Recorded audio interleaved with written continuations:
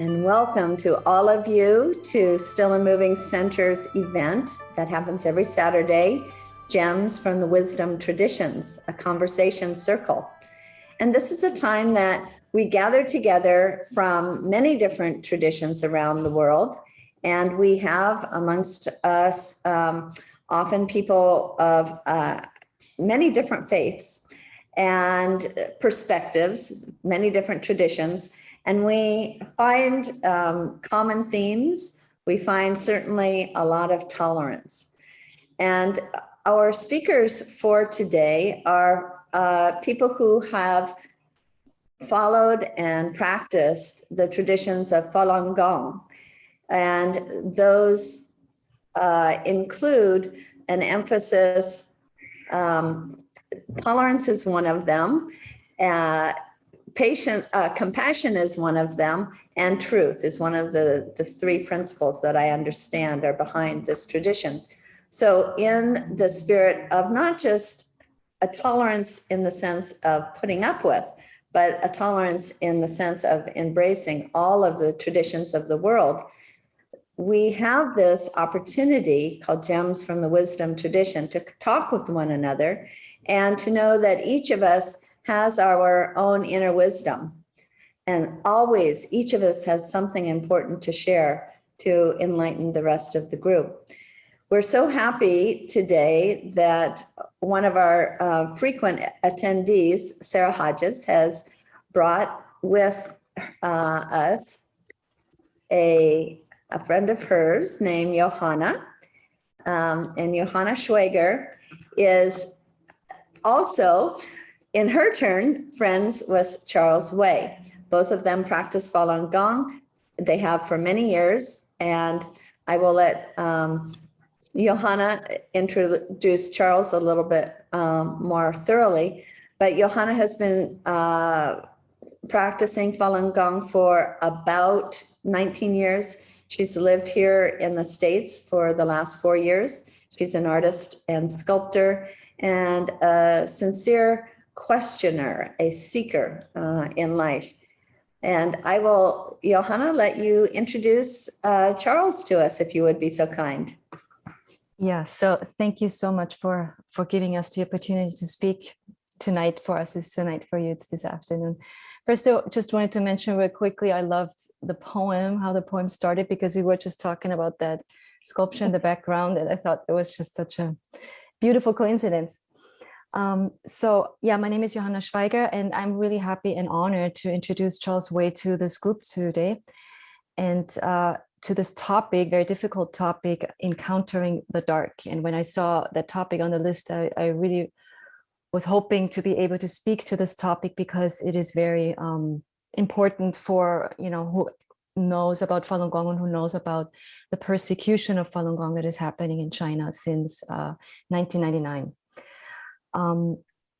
Charles is someone who has encountered the dark. He's a survivor of the persecution of Falun Gong. And before we are going to speak to him and ask him about his experience, I would love to give a little bit background what Falun Gong is and why this persecution is happening as good as I can in a short amount of time. To me, I still don't understand why it's really happening, because it's very not to understand. It's a very horrible persecution, but this is a little bit the political background that I can give. So Falun Gong is a Qigong practice. It's in the Buddhist tradition. It also has Taoist principles. The principles, as you beautifully already said, are truthfulness, compassion, and tolerance. So those are the three principles, and it consists of 5 different meditation exercises, very gentle, slow-moving exercises.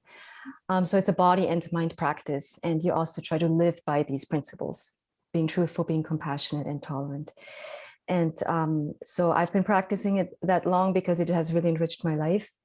And then learning about the persecution when I was younger, it started in 1999. And I started practicing 2001. So the persecution was happening already for 2 years.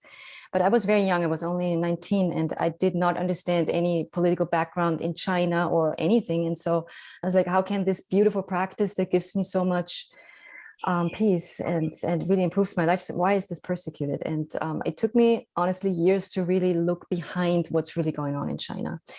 And so briefly, Falun Gong was made public in China in 1992. It has ancient roots, but it was widely made public and it grew very fast.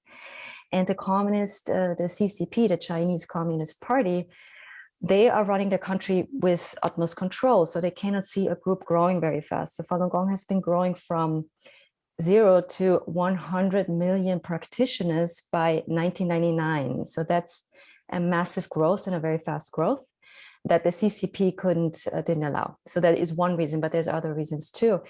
The president Jiang Zemin at the time, he realized that Falun Gong also has spiritual content, and the CCP doesn't allow spirituality to thrive among people because to me, it really, like, now I do understand that, like, if you need to control the population and they have a spiritual connection to themselves, it's much harder to control people like that, because somebody who's very spiritually strong, you cannot control the person because that person only does what is right, like what are like is connected to cosmic principles. And so there is one important reason to understand that it's not just Falun Gong that's persecuted in China, it's other groups as well.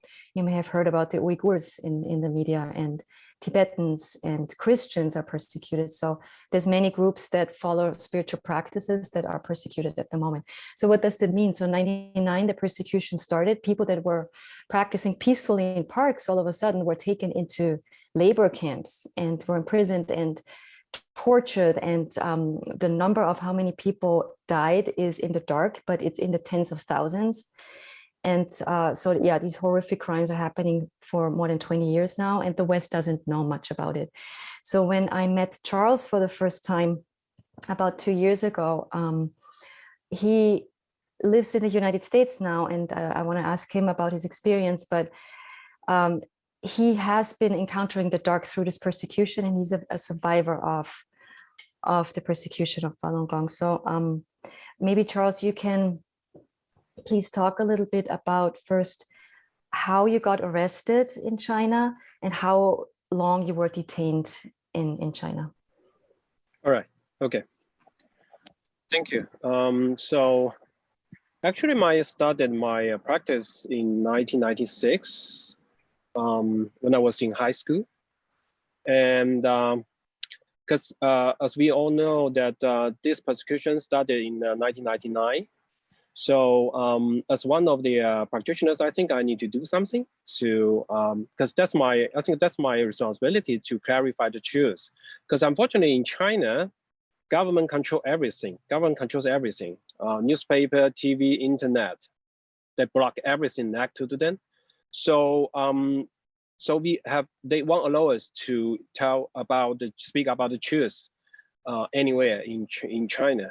So I decided. So at that time I think in 2010, I decided to do something to tell people the truth. At that time I was in Beijing, the capital. So I displayed the banners over the street. Actually, I displayed the 10 banners over the street within one night. And then the government caught me. And they sentenced me like 6 years. 6 years. As I know, originally they want to sentence me like 14 years. But my family spent a lot of money, so they reduced from 14 to 6. So then you can imagine how evil they are. Actually, what I've done, I just speak out, right? I just express myself. But just because my opinion is different with the government, because I only put one sentence on the banners, 法人大法 is good. That's all. I even did not say, hey, you are bad. I'm just saying I'm good. I just want to tell people the truth. Then they put me into the jail. 6 years. So Charles, you also, I remember I did an interview with you, and that was a short clip, I think was sent out to the group of that interview. So most people already heard a little bit like what happened to you in prison, where you were severely also tortured, and how life is in prison and how people are treated in labor camp. And I remember you saying it was very important to you to not give in what the prison guards wanted of you. Can you please explain to the group why it was so important to you to not give in to what they wanted of you? Yes, actually, not for me, for all the practitioners in the prison. The prison guard, they want to force us to give up, to make us like accept we are guilty. That's the purpose. Because you know why? Because they want to change our mind. Because they knew if we did not change our mind after we've been released, we will do it again. Because what we have done, we just distribute the truth, distribute the flyers, display the banners. We try all the ways to tell people in China about the truth. So they are so afraid of the truth. So that's why they want to change our mind and force us to give up. So why I refuse to do that? Because as just Johanna mentioned, we need to follow, first of all, I think we need to follow the 3 principles during our daily behavior. No matter where we are, even in the prison, even in the dark, we need to follow that. Truthfulness, right? We cannot tell the lie. So if they want to force us to give up, if I did not want to do that, then I won't give them that. So that's why I cannot compromise. So so the other thing is, I think in that environment, it's very important for us to also to clarify the truth to the prisoners in the prison. So if I give up, if I follow all the prison guard ask of us to do, which means I cannot prove that I'm not the prisoner. Because you know what, they want us to do everything as the ordinary prisoners, like the in the prison, like follow all the regulation, do the daily work, and accept that we are guilty. So they want us to do everything like the prisoners doing, but we refused, because if we did that, which means we accept we are the prisoner. That will make people confused. They will think, hey, if you say, hey, you are not guilty, why you do everything like the prisoner? So that's why we cannot follow what they want us to do. Yes, I think it's important to understand that what Charles was explaining, like he didn't do anything wrong. So if somebody is in prison and is not a criminal, then you can't give in anything. So ultimately, what the CCP wants from people being in prison to sign a paper saying, I give up my practice and right. I don't want to practice Falun Gong anymore. So it is a lot of Falun Gong practitioners, they suffer the torture and do not want to sign that because they want that change and want to be able to practice freely. And also it's important to, from what I understand and what you explained last time, Charles, was it's a matter of a choice of your soul too. So you always have to be truthful. If I say I'm not practicing this anymore, how can you live your personal truth? Yeah, so right. That's my understanding. So Renee, you were saying that we should give a short introduction and then maybe allow the rest of the group maybe to ask questions about what we just discussed. Yeah, yes, thank you so much, both of you. As I was listening to you, Charles, and hearing the ways that you were living according to your conscience, even within really dire circumstances, which I understand put you at risk of losing both your health and even your life, you still held out on the basis of your principles. And this is reminding me of what other people who are following their principles have done. And I'm thinking of Mahatma Gandhi right now, and I happen to be sitting next to a Gandhi scholar. And I wonder if she might be able to talk a little bit about how Gandhi encountered some of his dark moments. I just want to, I'm so thankful to you. And just in today's world, not giving up and not giving in. It is, we break. I know what you mean when you have those kind of dire torture or circumstances. This is, we want to give up. And so it really shows your deep spiritual practice. And I think what Johanna was saying earlier, that I think that's that feels like the weight, the center where you stand on, otherwise we fall apart, right? So I'm wondering where, of course, your Buddhist practice, but where else, what other inspirations you had in your journey? And also, we can say things, we can believe things, but when it really happens to us, then it's very difficult to do, what I find. A lot of people just break. So how did you keep that strength? Repeat the question again. Yeah. She is wondering, what is it that gave you the inner strength to follow your principles, to resist, for example, signing the paper, to resist doing what the guards wanted you to do because you were not guilty, you were not truly a guilty person that should have had to follow the prison rules. So what was it inside you gave you the strength to follow what you believed in, to follow your truth? What gave you that strength?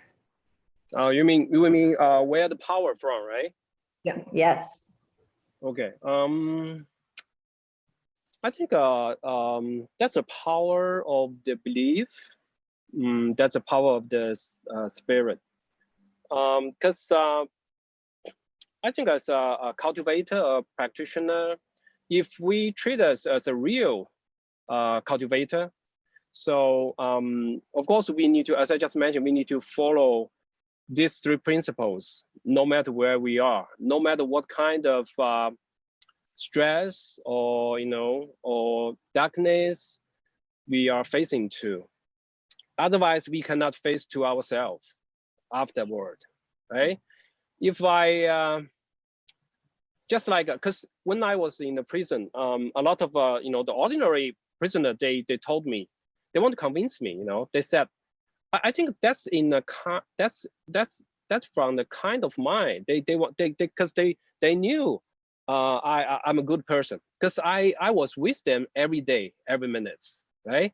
They can see what we are doing. We are all doing the right, the kind way, right way. They believe we are good people, so they won't see such kind of suffering with us. They won't see the tortures on us. So they want to convince me to compromise, to give up, in kind of a kind way, not from kind of a bad purpose. I believe that. I believed in that.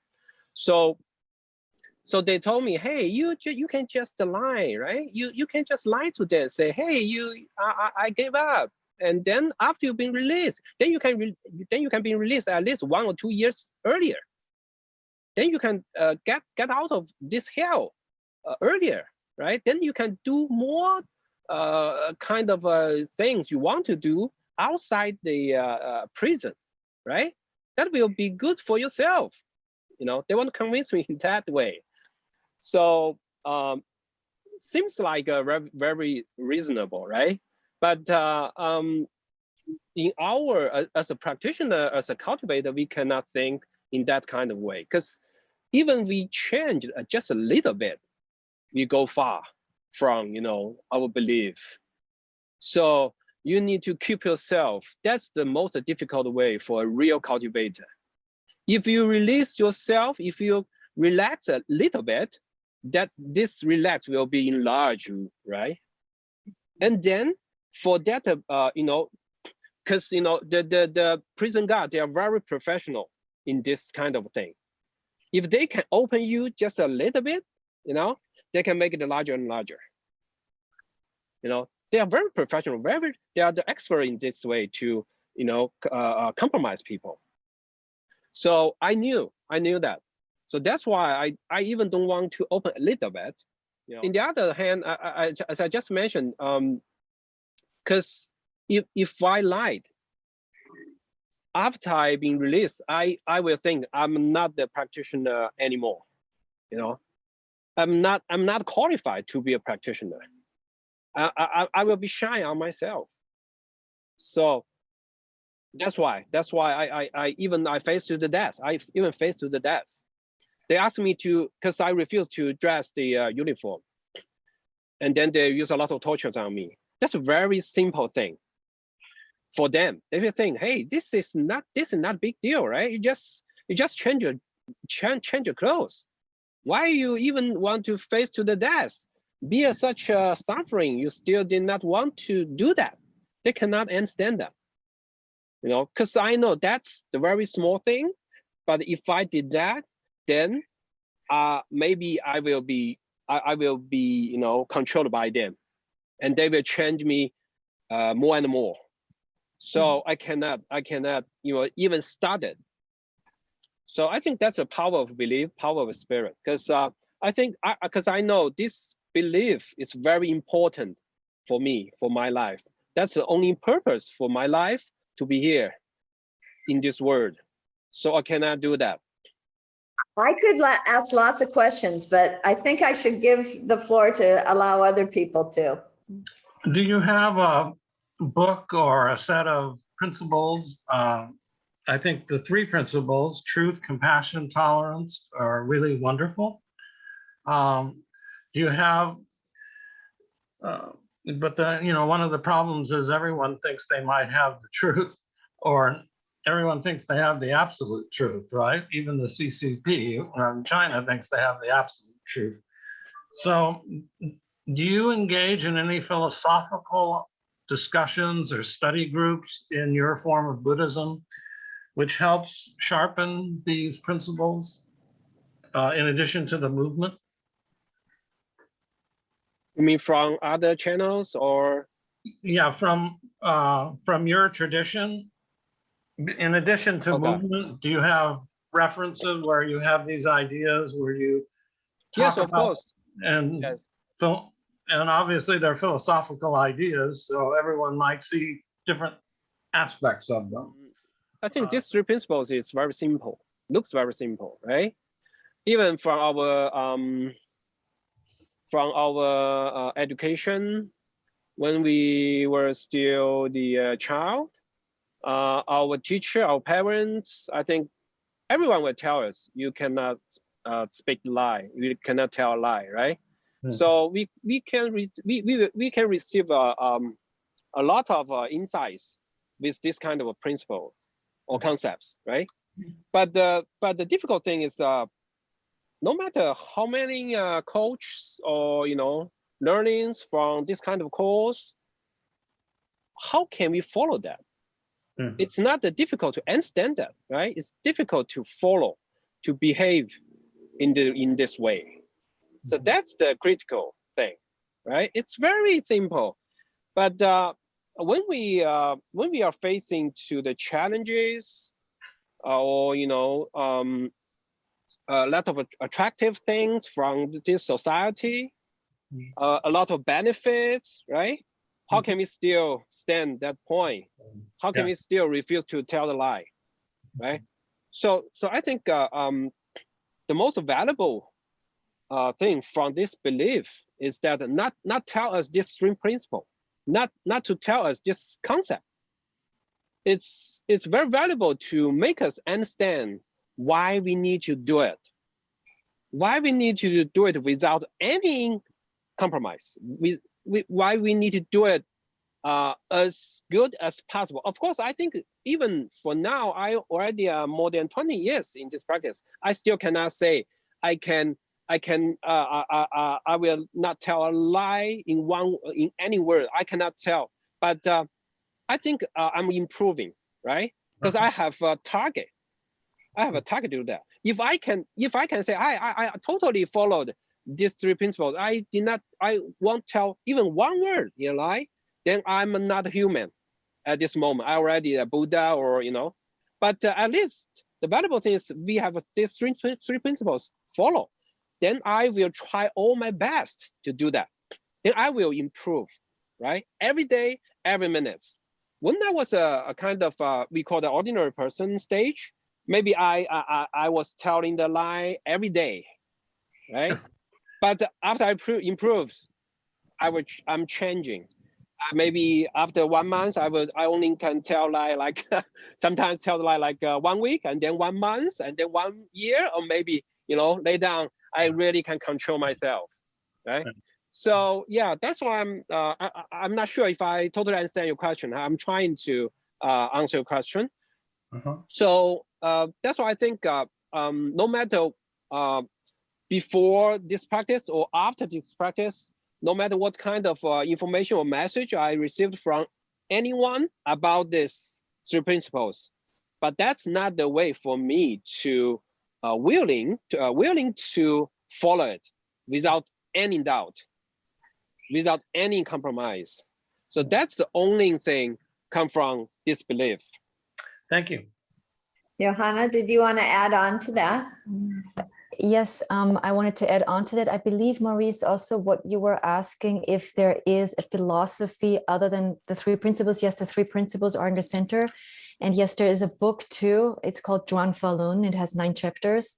And it explains more about how to, these 9 chapters go into about the 3 principles, but it also goes into what karma is, karmic retribution. So so Falun is the main book of Falun Gong, which is, you can download that for free online. So, but yeah, there's a book that you can read, and I studied that book over and over again. It's a very deep philosophy. Thank you. Okay. Could you please write that name on the chat, please, for us? Yes, I can write it down, or I send it to Renee. Yeah. Yeah. Also, was a master teacher who started the tradition, or could you share the name of the teacher or how it's all began? I'm very curious. So Li Hongqi is the teacher and is the author of the book Falun, and he made the practice Falun Gong, also called Falun Dafa. Falun Gong and Falun Dafa is the same. He made that popular, but Falun Gong has ancient roots, but he made it popular 1992. Charles, did I say that correctly, do you think? Yeah, yes. Okay. Is he still alive? Is he? Yes, he's alive. He lives in the United States because his life would be in danger, obviously, in China. Okay. So yes. Thank you. It's really beautiful, Charles, the simplicity that you have exposed in what you were saying, that even without, as we get older, we have various philosophies and ideas. And what I hear from you is that even without layers of philosophy, as a child, we know, is this true or is this not true? Am I telling a lie or is this not? And to have a practice where there's a constant aim, you know what you're aiming towards to keep growing, that is at the utmost importance.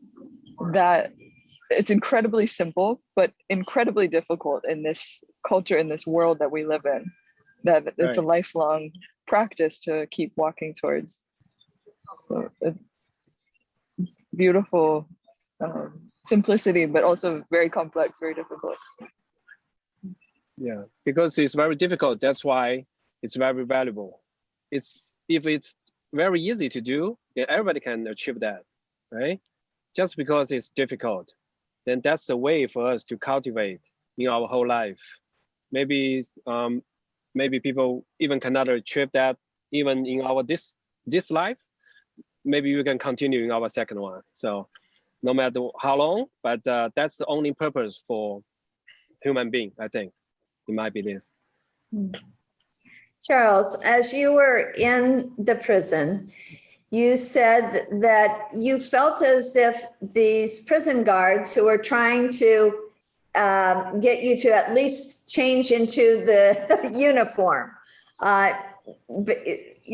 crack you open just a little bit. You felt as if they were doing this in a certain way out of kindness to you. They felt sorry for you. It sounds to me as if you had compassion for your guards. Is that true? Yeah, not only for, I think what the compassion means is not for someone specifically. The real compassion is for everyone, no matter who they are, no matter what they have done to us, no matter they be kind to us or be bad to us, we need to treat them totally the same. I remember when I was in the prison, the prison guard they used a very young prisoner. He was like around 20 years old, and they used him to, to persecute me. He used a needle stuck into my fingernail. Even during that tough period, I did not say any bad word to him. I even did not give a angry face to him. No, I just tried to still try to express or explain that we were not. They were thinking, because the prison guard educated them with a lot of lie or the fake news. They want the prisoners in the prison think we are very bad. So that's why they can do such kind of bad thing to us, can help the prison guard to persecute us, because they believed that we are bad, we are crazy. So I, even during such a suffering period, I still try to use compassion to influence him, to convince him, to help him to understand the truth. Then they can change their mind. Then they will go away from the evil. So that's the power. I think that the power of the compassion is really amazing. You need to believe in that. If they beat us, we fight back. Then we will raise up their evil in mind. If they do the bad thing to us, we use compassion with them, we will raise up the compassion in their mind. So for everyone, we have a compassion and evil in our mind. So what we treated others, what kind of face they will, or what kind of mind or spirit will be, how do you say, will be come out from their inside. So I'm not sure if you understand. Yes. Yeah. Yes, you did a really good job. I was wondering, it sounds to me as if you probably, just by your example, by the way you lived your life in jail, you probably did a lot of teaching to the guards and to the other prisoners by your example. Right. Then they can, because if we tell people around us, say, hey, we will follow truthfulness, then I lied, right? Then I lied, say, hey, I accept I was guilty and I gave up something. Then they will say, hey, you just tell us you will follow truthfulness. Why you lie, right? Then they will think, hey, this is totally nothing. Your belief is nothing, right? But if they can see the practitioner, all the practitioners in the prison, all of them follow the same way, follow the same thing, and even faced with death, even faced with a lot of tortures, we still follow these three principles. Then they will think, hey, this is really amazing. This is really the real belief, right? This is a real faith. This is not the CCP tell us. Because CCP tell them, hey, they are crazy, they're bad guy, right? So then that's the truth. That's the truth can change their mind. I would think our topic is encountering the dark, facing the dark. If you are shining light out of yourself, which I think you are doing when you are living with truth, when you're living with compassion, when you're living with tolerance, that's like you're shining light.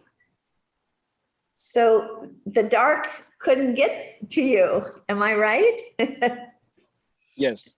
So I still remember when I was in a prison, when we have a conference or a group meeting in the prison, the regulation of a prison is to ask everybody, I'll say that, lie down on the ground. I'm not sure. I'm telling. Just you cannot stand. So everybody need to sit down or lie down on the ground. Only in the prison guard they can stand. They want to treat yourself like a prisoner. That's the role. That's your role. That's the way for them to tell you that's your role.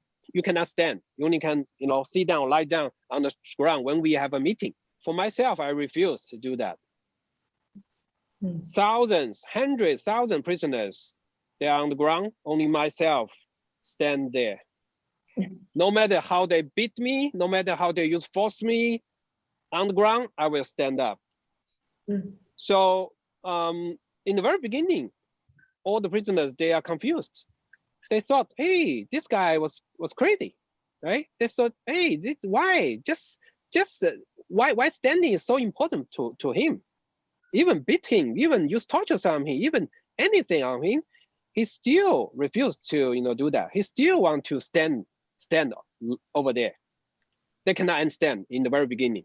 They will thought, hey, CTP is right. They are crazy, But after days and days, years and years, I stayed there for 4 to 6 years.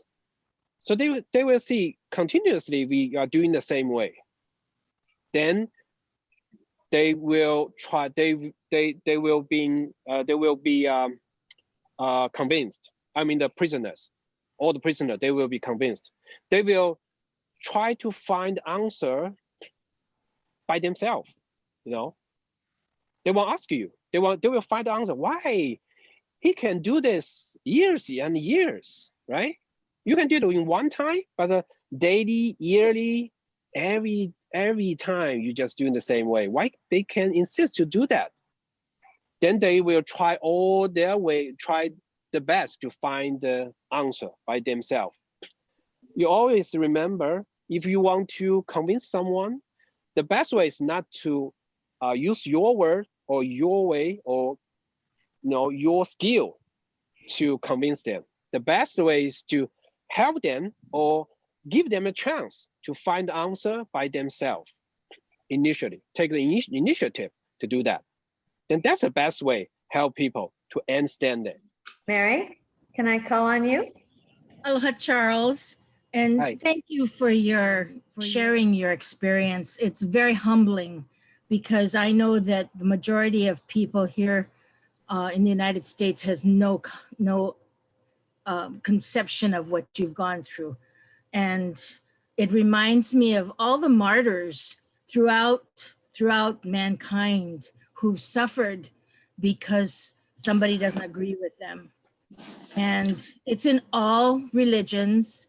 It's in every walk of life. It's in every caste. And thank you for your belief and your faith in yourself, because it comes down to that. You have to be true to yourself. And it's interesting because we find in our culture, especially the American culture, the Western philosophies, that was good before is now bad. What was right before is now wrong. And they talk about the pendulum swinging, where we've seen this throughout generations, throughout centuries, in every culture. And it's just very heartwarming and reaffirming that what we choose to do, if we do it because that's what we believe and we don't hurt anybody else, then that's the right thing to do. Thank you. Bless you. Amen. Thank you. Yeah.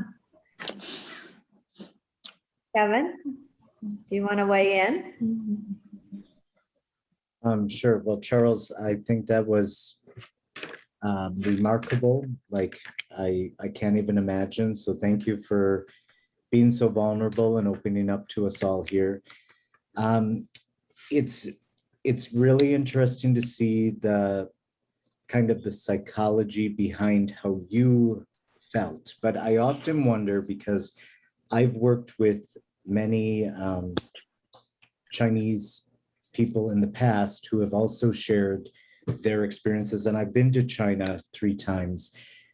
So I guess if I may ask, what do you feel is the motivation or the fear that the government has, that they are so, they lock everybody into this is our vision, it's only tunnel vision? Why do you feel it's from past events in the history of China's reign?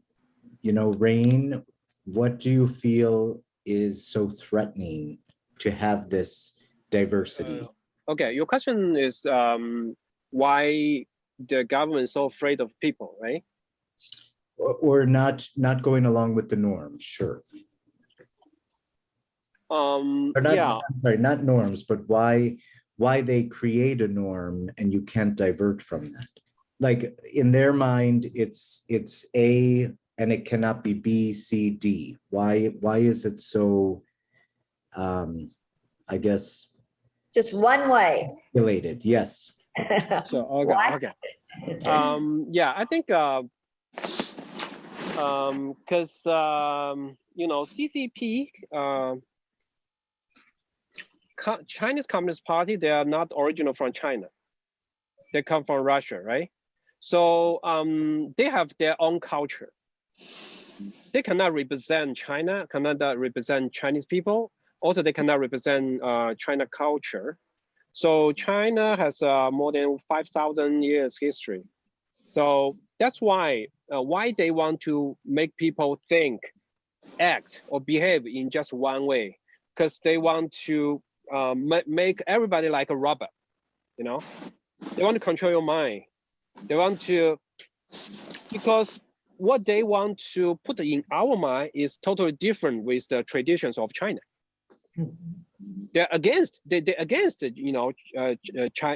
Chinese traditions, So that's why they want to destroy what we already have in our blood, in our mind, and then they can build up their own. Then they can control people's mind, right? So that's why they want to tell you, hey, this is the only way you need to do it. You only can listen to the government. You only can follow what the government wants you to do, right? Because they know what they want people to do is not right. It's not right, right? So if people being open-minded, people can reach different information around this world. They will find out. They will find out. Then they will think, hey, what you telling us? It's not right, right? So that's why they want to cover up. They want to block everything negative to them or different to them, right?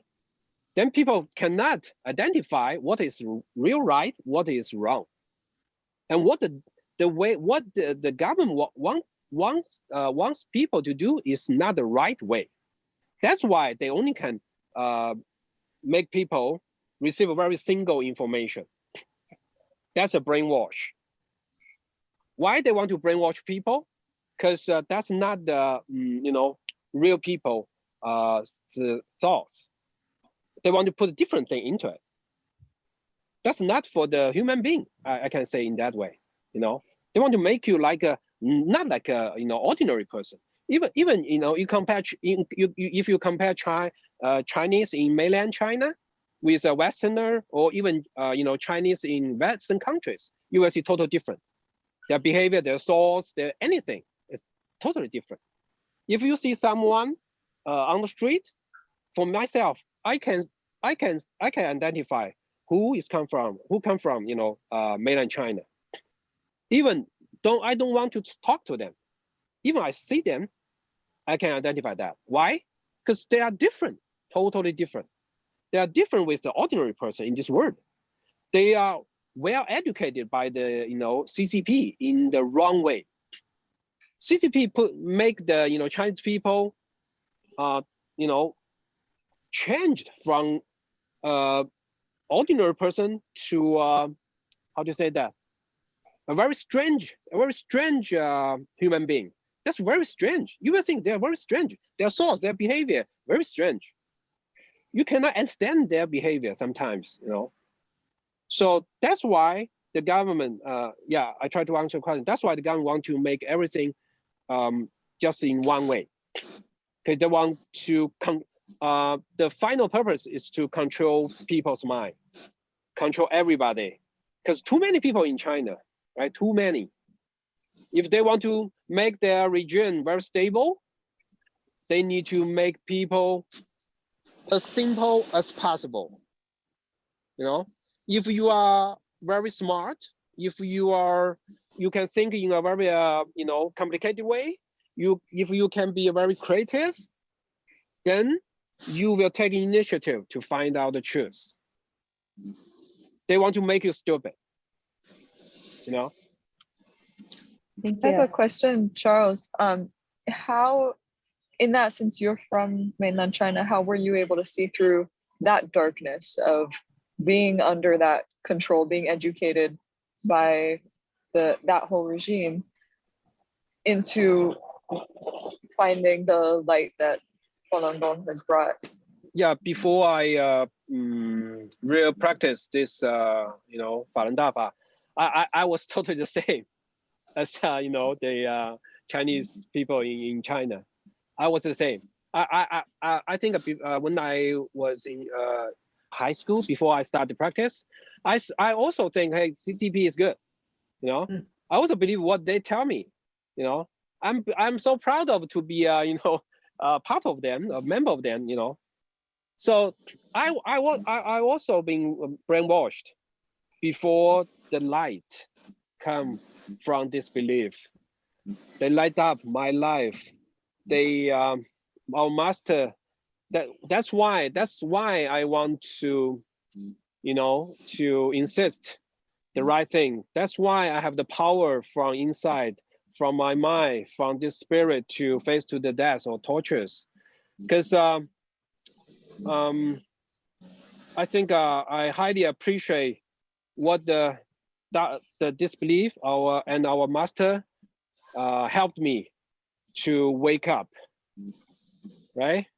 I already woke up. You just thinking if someone wake up and you were so happy and so appreciate to who help you to achieve that.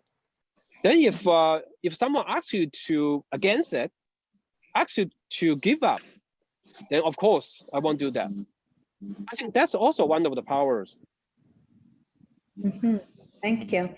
I see that we have both Marianne and Kirk asking to make a comment or a question. And I see what the time is. So I'm also wondering whether Dr. Wong Kai Ming wants to weigh in. So maybe we just have like Marianne, and then if Dr. Wong Kai Ming wants to make a question or a comment, and then Kirk, if I could ask you to maybe round us out and give our vote of thanks plus whatever comment. So if we go with Marianne first. Doche, Dr. Wei Wong. I just wanted to say that I was in a half-day seminar about Marxism, and the Marxism and Lenin theory is exactly the underlying philosophy of communism, which basically suppresses religious beliefs and basically is a practice. Marxism is really equal to atheism, which is not putting the spiritual God into the life, because God gave every human being free will and also the will to honor and to praise and worship the Father and the God. And that's what's missing. And that is the underlying principle there. And I do want to say that you are the epitome of a sage. You're a sagacious and a wise man. Thank you, Marianne. Dr. Wong Kai Ming, did you want to make any comment here?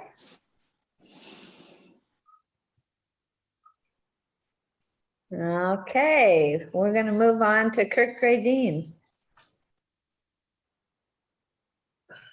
Well, I didn't really have a comment or a question, but thank you for asking me to give the vote of thanks.